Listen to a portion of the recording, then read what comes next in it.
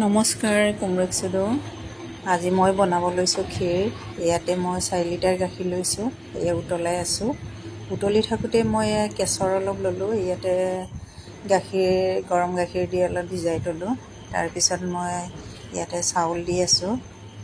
চাউল কিনি লৈছোঁ, জহা চাউল। আৰু চচটো অলপ ডাঙৰ চচেই লৈছোঁ। ডাঙৰ চচ মানে বনালে মানে বস্তুটো ভাল লাগে বনাই। ইয়াতে তেজপাত দিলোঁ আৰু ইলাইচি পাঁচটামান মানে খুন্দি কিনি গুটিখিনি মই ওলাই কিনি দিছোঁ।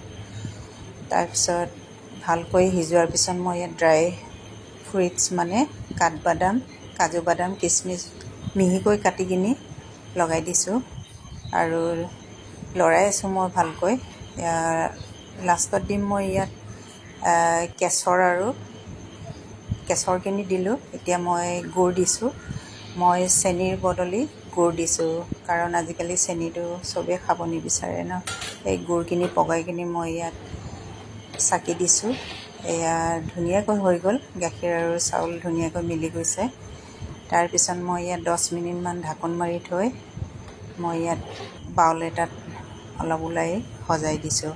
এয়া মোৰ ক্ষীৰ বনোৱা ছিষ্টেমটো কেনেকুৱা লাগিলে কমেণ্ট দিব, লাইক কৰি দিব। আৰু মই এইখিনি কিহৰ কাৰণে বনালোঁ আপোনালোকক